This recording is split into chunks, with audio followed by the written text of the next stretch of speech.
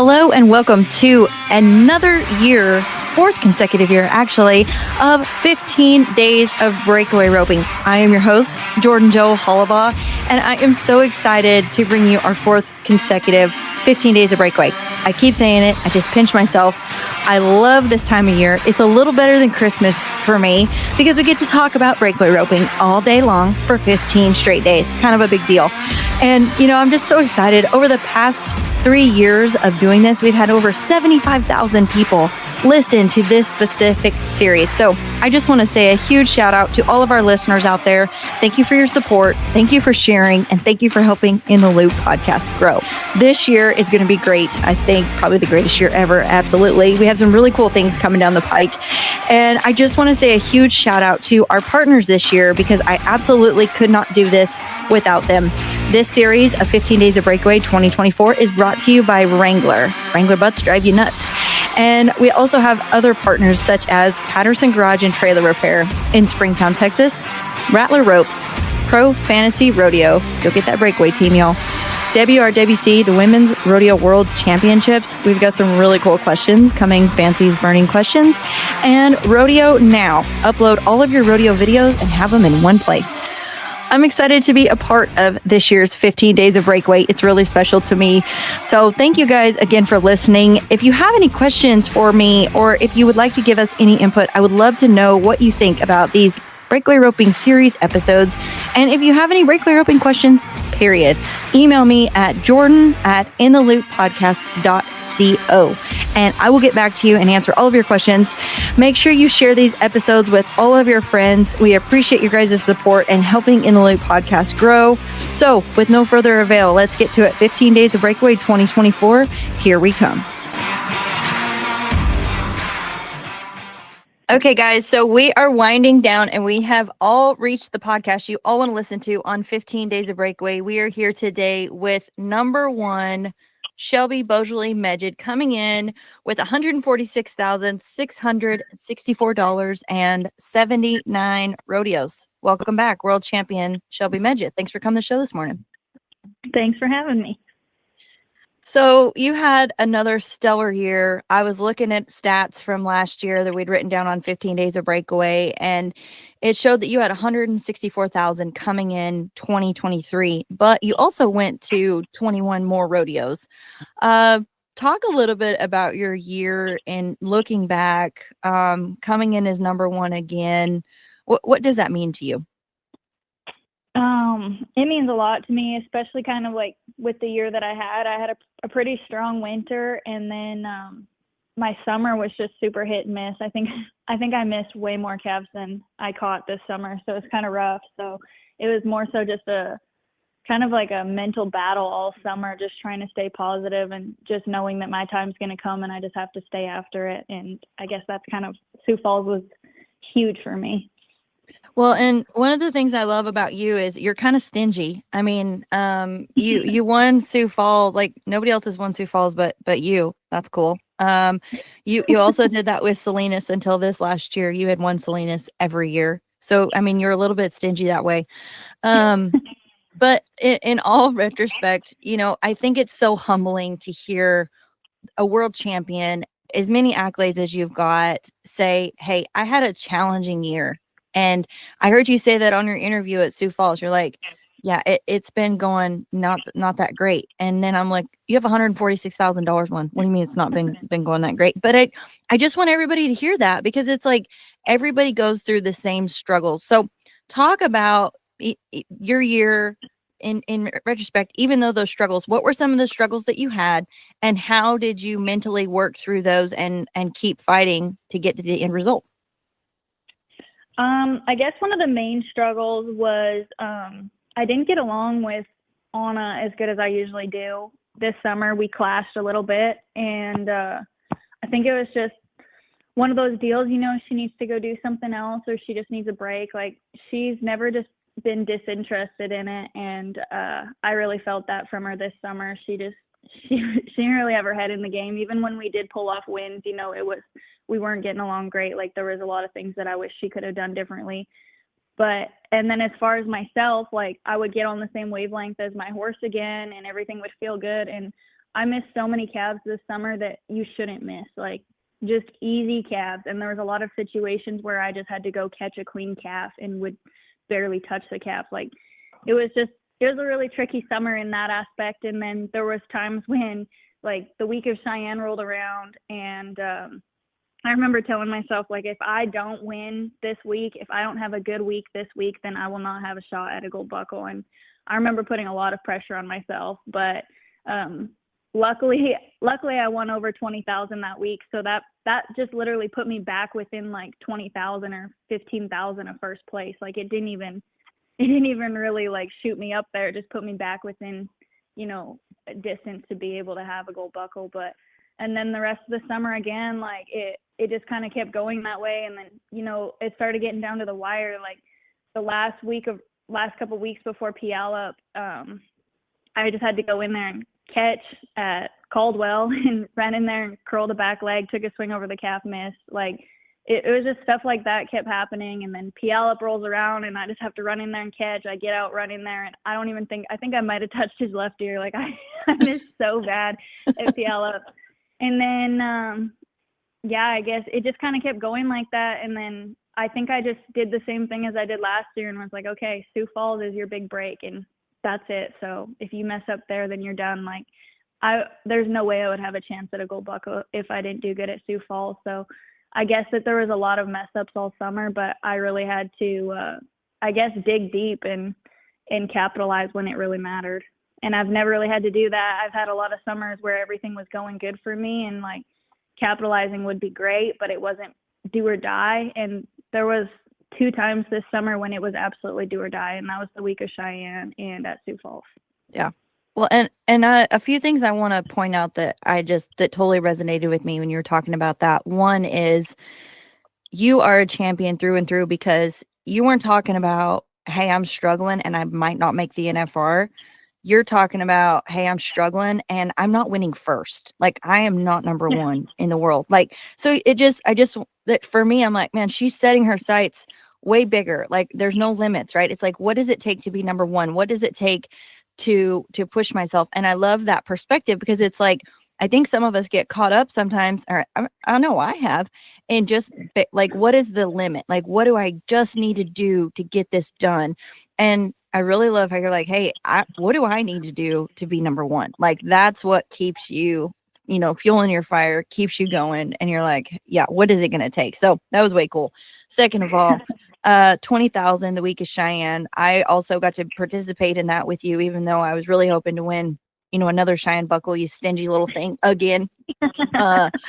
You maxed out there. You had a great week at Cheyenne. And it's really, really hard. Cheyenne is so hard. We don't ever know. It's so unpredictable, right? But then also when you draw the good one, I think it's almost more like, oh crap, I drew the doozy, and you maxed that sucker out. Like you were, I think, a sub-3 on that run.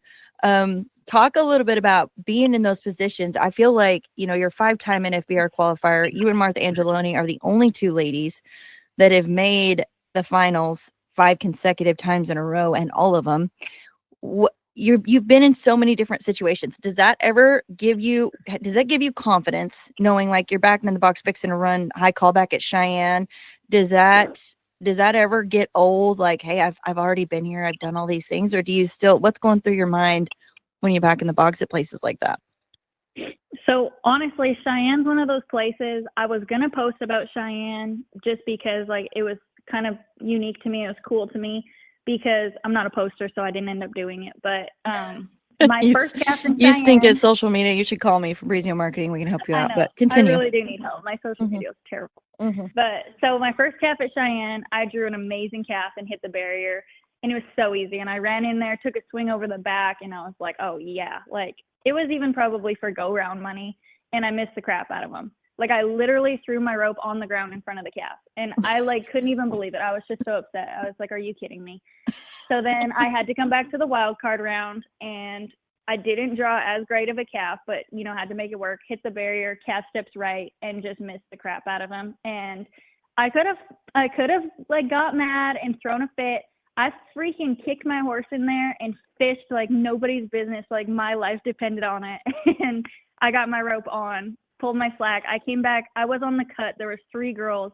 that were on the bubble to make it back out of the wild card round at Cheyenne that year. So I went from like absolute zero to hero at Cheyenne. Like I went from the lowest of lows, like rock bottom, just like so upset with myself because that was the week I needed. Like Cheyenne was my break. Like you don't get to go and win that much money in one place. And I had it all mapped out. I knew how much money you could make out of Cheyenne. I knew where it would put me if I won. Like I already knew where I was going to be at after I won Cheyenne if I had a good week there and like how the go rounds paid, all that. So I was calculating it. Every rodeo I would go to that I was like, okay, this rodeo pays this much, this rodeo pays that much.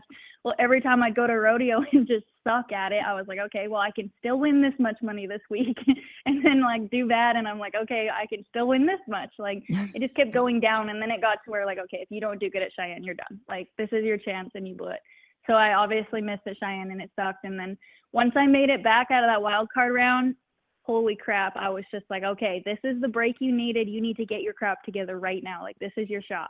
And it was just crazy because I literally came from straight out of the dumps to winning Cheyenne. And then, of course, straight back into the dumps after Cheyenne. But that was the break I needed. And, I mean, I had to – it wasn't just something that happened for me. It was something I had to work for. Like, I missed the gap, and I don't even know how I got my rope fished on, but I tried so hard.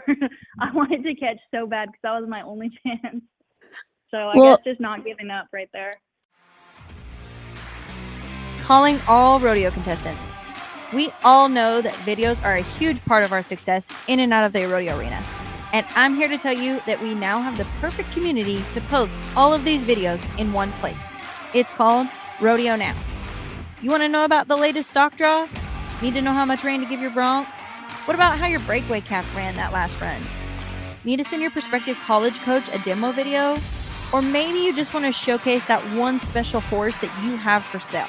Well, Rodeo Now is the one-stop shop for all things rodeo.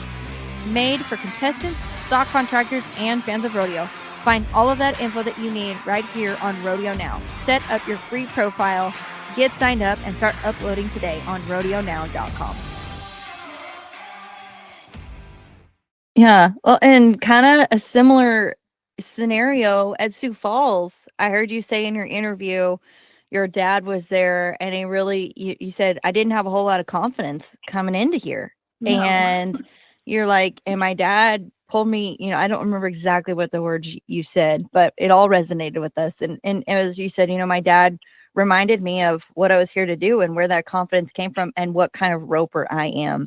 So elaborate a little bit on that same, different rodeo, but similar scenario of you go in there, you don't have a whole lot of confidence, you come out and you max out, you come away the champ.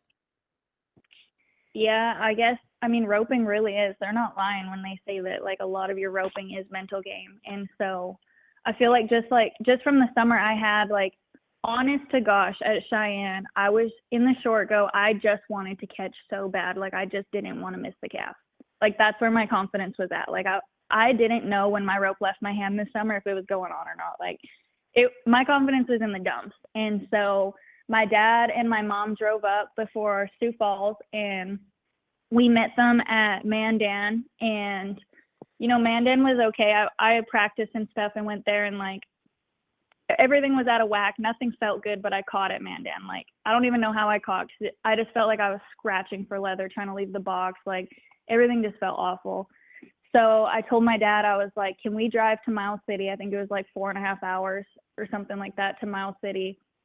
And I was like, then we can practice for like 3 days before Sioux Falls. And so my parents drove all the way to Miles City, and we went there, we roped. And I guess, like, I grew up with my dad in the practice pen and stuff, and I needed to get yelled at. I needed to get my butt chewed, and he made me throw it on my second swing every single time. I was not allowed to go more than 2 swings, and he made me throw it.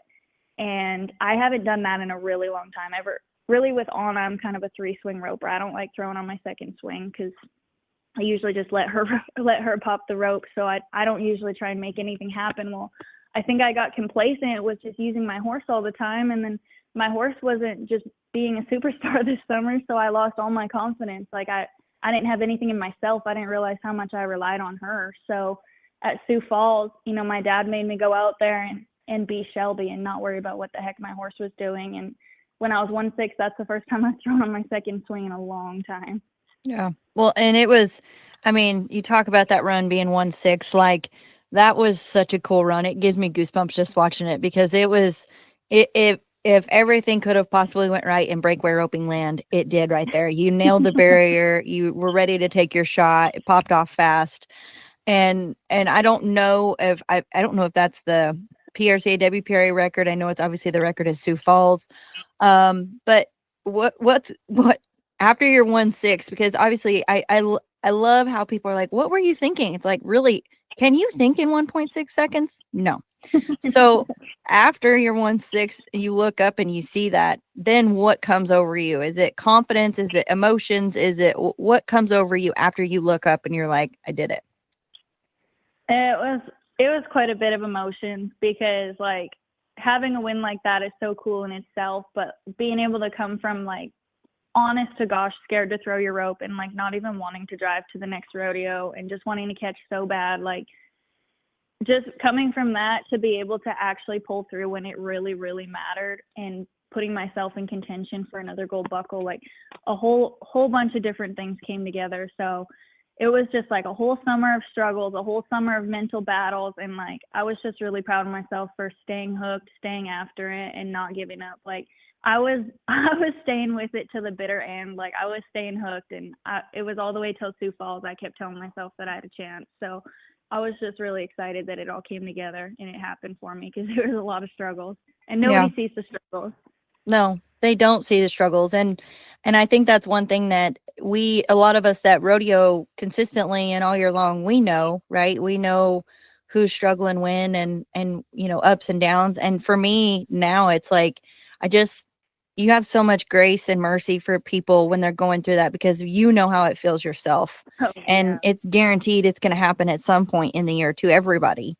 And but it is something that people don't see. So other than your support system, your families, your husband Haven, what piece of advice would you give to people when they're going through these struggles that helped you get out of it? I obviously prayed about it a lot, and like I mainly had to just pray about it and be like, just help me enjoy this process. Like I get to do this, help me keep a positive attitude, help me just keep my head down, try my best, and not let my horse lose any confidence. Like just help me have the confidence tomorrow. Like I was always just very positive that I was going to come out of it. And that's something Haven and I always say too, is when we're going through a little rough patch, we always say like, you are guaranteed to go through a rough patch in your career. Like multiple times. It happens to every single person. So don't get feeling sorry for yourself that it's happening to you, because it's going to happen to you if you rodeo. It's gonna happen. So if you want to start throwing a pity patty party and give up, blah, blah, blah, like you're not cut out for it, because every single person has to go through it. It's inevitable. So the sooner you can get through it, the better, but it's going to happen. So if you can just try and keep a positive attitude while it's happening. And I think that's just what I tried to do. And I think that that's also why I was able to step out of that slump right before I went straight back into it again. But at times I was able to pull through because I did have a positive attitude, and I did truly believe that it was going to turn around and my time was going to come, and it did. So yeah, I think that that's what I would tell people is like, don't feel sorry for yourself, because it's going to happen to you. So when it happens, you just have to figure out how to get through it and get through it fast. 100%. And I think that's one of the best pieces of advice I've heard. It's very true. It's very raw, and it's not sugar coated by any means. And that is what you're going to experience in life. I mean, yes, it is in rodeo, but it's in life too. It's guaranteed in anything and everything we do. If you pursue anything, it's going to happen. So great piece of advice. Let's talk a little bit about your horses. So you've been getting ready for the NFR. I've seen you at Northside a few times. You're riding Rootbeer again. So talk a little bit about your horse string and what you're taking to the NFR and how you're preparing. So I guess I'll just let it out because everybody's going to find out, but Anna's not going to NFR this year. I'm going to be riding Rootbeer the whole time, and I'm going to be taking Little Punch for a backup horse this year. Oh, yay. How exciting. Haven's going to share with you your horse with you. That's nice. Yeah, that is nice of him. Hopefully Punch doesn't have to take all the runs, though. So Root Beer has looked great. She is the horse you originally, that's kind of cool. Come full circle. That's the horse you made the finals on first time 2020, and you're riding her again 2024. So talk a little bit about Root Beer for the, I know she had a little bit of she almost had a year off a couple years Yeah. ago. So talk a little bit about her, and you made your first NFR on her. You've always had her. She went through a bit of a patch, and now she's coming back. So tell us about it.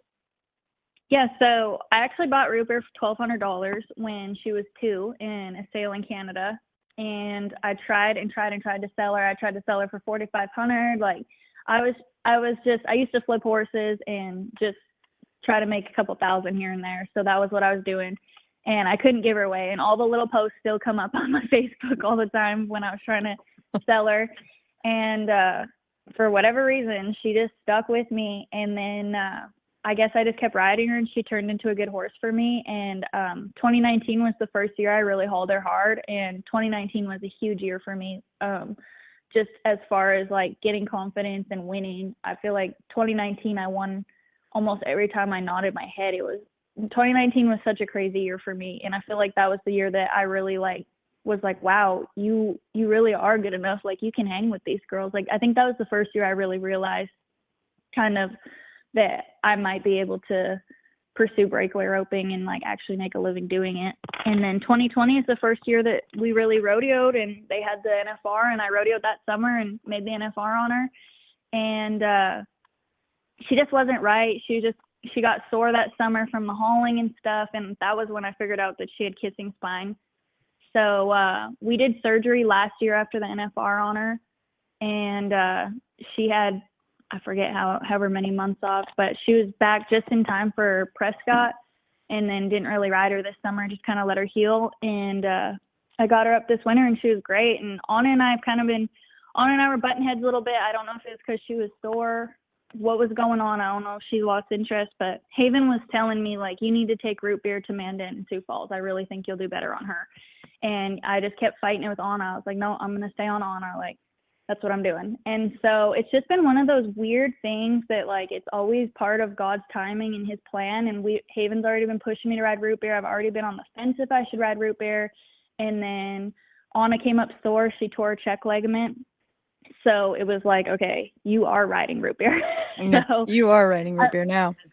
Yeah. So, I'm actually really excited because it's kind of already been set in motion. It was already something that I was humming and hawing about, and it was already something that I was praying about. And then all of a sudden it was just like, it just happens how it's supposed to all the time. His timing is it's always so perfect. And so now I'm actually really excited because I've always said that Root Beer deserves her chance. She made me who I am. She made me the roper I am. And I get to take her, and we have a chance to win a gold buckle in Vegas. And if we don't, I mean, that's fine too. I think that it's just all super cool, and it's all just come full circle, and I'm really excited to get out there on her. Yeah. And she looks great too. She is a little bit sassy, but they say horses are like their owners. So that's cool. So sassy. Yeah. But I think that that's so cool, and it comes full circle. And that's a story that was important to me to share is you did make your first NFR on her, and it's coming back full circle for 5 years later. So that's really, really neat.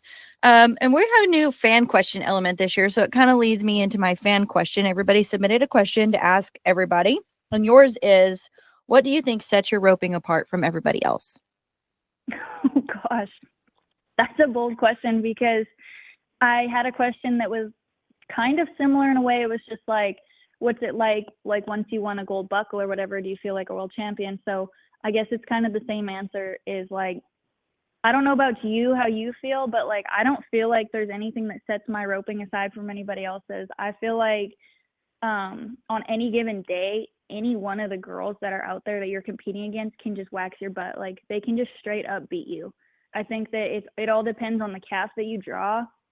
A lot of it, your horse, and obviously making a good run. But I feel like every single time that we compete and everywhere we go, I feel like you're just scratching and clawing like all summer, every summer, even after winning the world. Like I don't feel like a world champion. I feel like I'm trying my butt off just to like get there, and be competitive and even just place and win a check. I feel like the wins this summer were earned more so than anything. Like you couldn't just go make a good run and pull a check this summer. You had to go make an outstanding run and play and just hope that you place. Like, it was so tough. And every year I think it's tougher. So, I mean, I don't think there's much that sets your roping aside from anybody else other than the fact that if you draw a great calf and make a great run on it. But it's so competitive.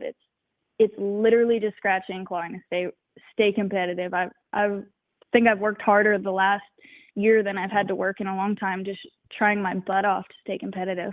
Yeah, 100%. I agree with that. I mean, there's literally, that's Raymond and I were having this conversation the other day. There are literally girls around the world that, and when I say I don't know, I don't mean it like I should know them. I say I don't know because I feel like we travel a lot and expose ourselves to a lot of competitions. And so you get pretty familiar with the people that rope and the people that you know and things like that. So when I say like there's girls around the world that I don't even know who they are and they kick my butt, I'm serious. Like, I don't know who they are and they kick my butt. And so it is the competition, even in the last 5 years, has just, it's blown the doors off. I mean, it's incredible. And I think that that's exciting to a point. It's also very frustrating because it's like, you should go away. We were here first and, scram. Yeah. But also it does keep you always, I don't know that there's ever been a time where I'm like, okay, yep, that's good enough. I'm like, it's not fast enough. No. I'm not ready. My horse isn't, it's like always going through this thing every single day of how can I be better? How can I be the best version of myself here?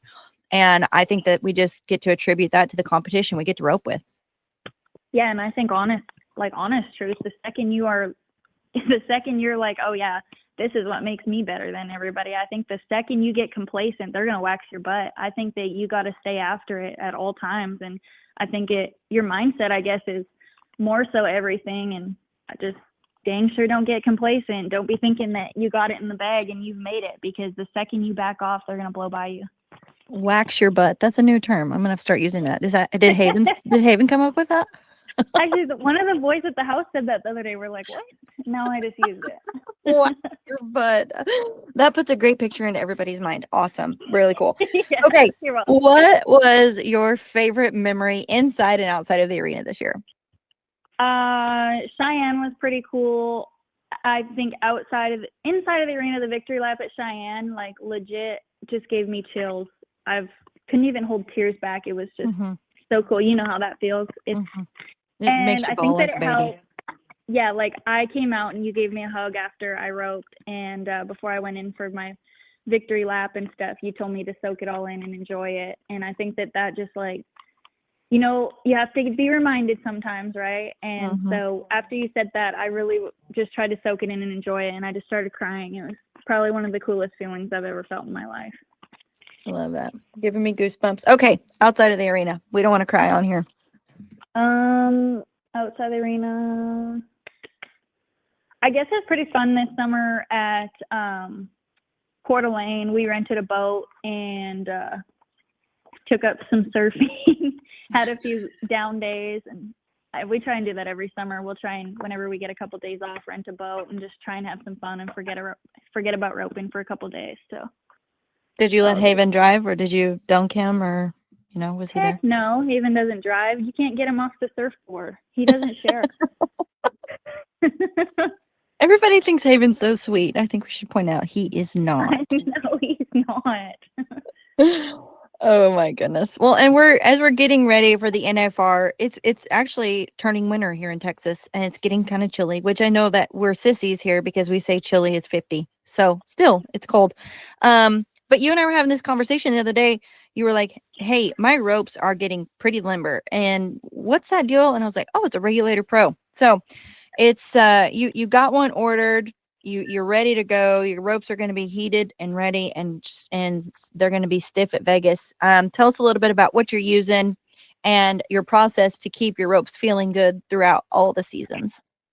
I'm actually excited. I just put my my Regulator Pro in my can this morning. So it was 30, got down to like 37 last night. I let my ropes get super soft just so that I could, put that deal in my can and see how much body I could get to them and how long it would take, just to kind of get everything ready for Vegas. I know Arizona and Vegas, it gets really cold. So, usually what I end up doing is keeping my ropes in my hotel room with me. But I mean, everybody knows once they're outside for a couple hours, it doesn't take long and they get soft again. So I'm really excited to take that out there with me.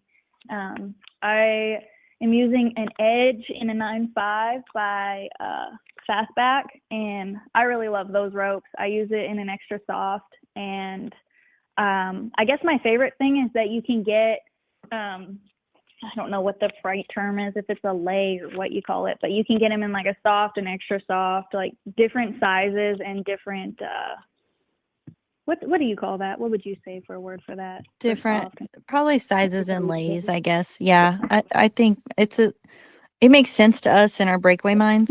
I don't really know how to explain it the best.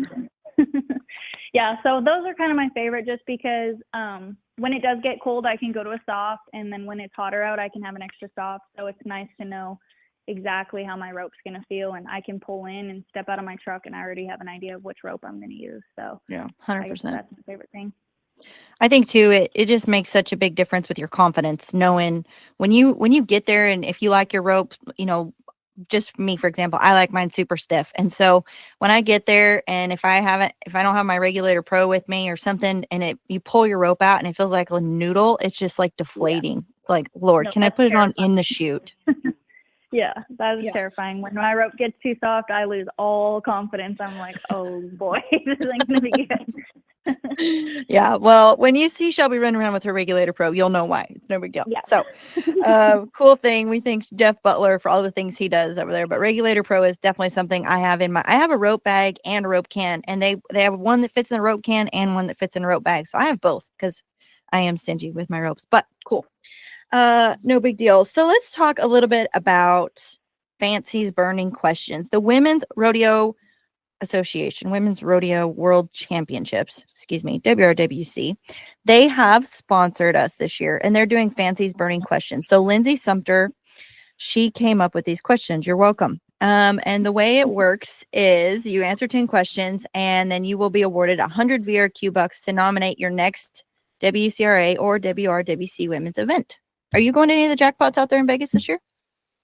I don't think so. I'm probably just gonna send my mare home, and this will be the first year I've ever just enjoyed watching Haven and not run around with my head cut off. Cheer for your husband. Dang it. Well, I'm excited to see what you're going to wear. I mean, that'll be fun. It'll be a fashion experience. Yeah. I know. I did a fashion show for Haven last night with like all my outfits and stuff. He didn't really pay attention, but I think we're great. I'm ready. I've kicked up the wifing a notch. There you go. Kicked up the wifing. I love it. Okay, well, we're going to get started with these questions. Are you ready? Ready. What is your favorite type of music? Probably rap. Atta girl. You're the only one who said that. Everybody else was like, country. Okay. No, Kevin Gates for life. Who was your first celebrity crush? Ian Somerhalder. I love it. That's a first for him. Who do you text the most? It's probably a tie between my sisters and my BFF Bethany. What is your favorite brand of jeans? Cinch. Wrangler. Cool. What is your last Google search? Gosh. I think it's like, oh, actually I have it right here. It's how to make banana chocolate chip muffins. Who were you making that for? You or Haven? Me. Oh, I love it. Okay. What was your last impulse buy? Oh, what did I buy? Oh, I bought a $230 toothbrush last night. Oh, wow. Stepping up the hygiene, huh? Yeah. What kind of toothbrush is cost $230? We're not going to talk about it because I know Haven's going to listen to this. Sorry, Haven. Okay. What is your go-to karaoke song? Oh, what's that one? It's like Mama Tried. Every time. Guitar Hero. Guitar Hero. Here she comes. Okay, what is the best rodeo prank you've ever done? Rodeo prank. There's been a few, I guess. Okay, there was one of the boys that came to our house, and he was green, and we told him that he had to wash his dry cleaning and put it on hangers before he took it in, and he did it. That was mean. I will say the best dry cleaners are in Texas. Everybody's like, how do you get your pants so starched? I live in Texas, so that's cool. You have to tell them medium starch, or else you're just going to walk around in cardboard. Yeah, Like, for Texas sure. starch is insane. It's intense. Okay, and last and final question. If your breakaway horse could talk, what would they say to you? That she loves me so much. I wish I could ask Haven what his thoughts would be on I that. know. We don't need to ask Haven what she'd say. That's what I would like to think she would say to me. She loved you. Well, She'd probably I tell bet me she wants more food. more food. Yeah, she does. She probably wants more food, and don't touch me. That's what I was thinking. Like, don't touch me. Yeah. Don't even look at me.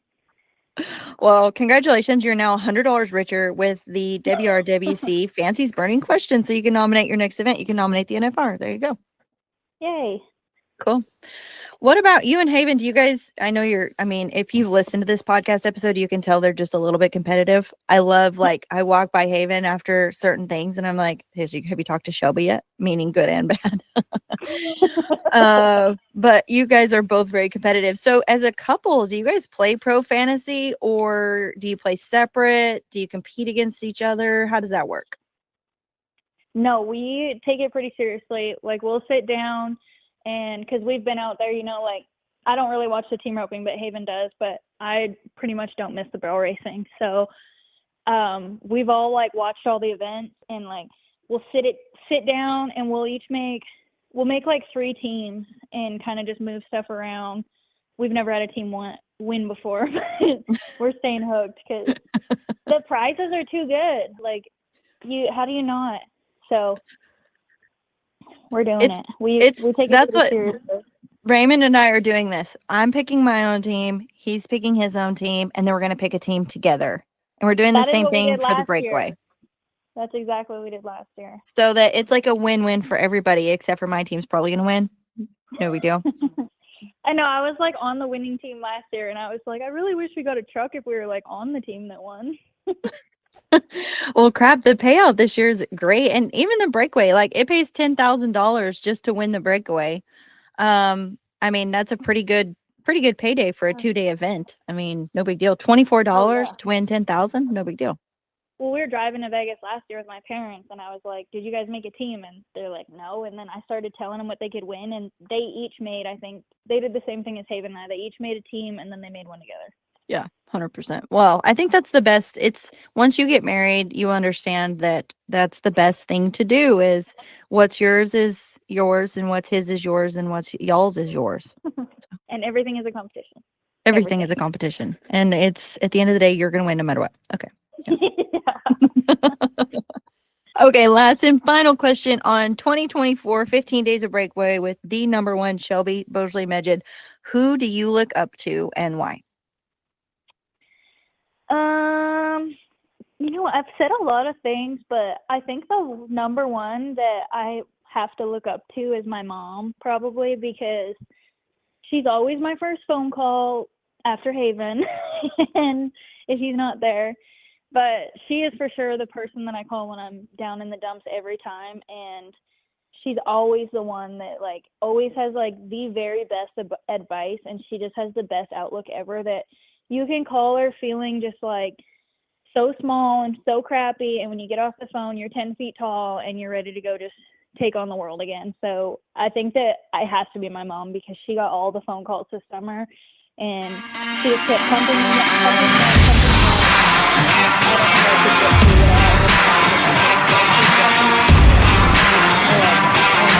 It takes such a village to make it all happen and to keep us sane mentally, basically. Yeah.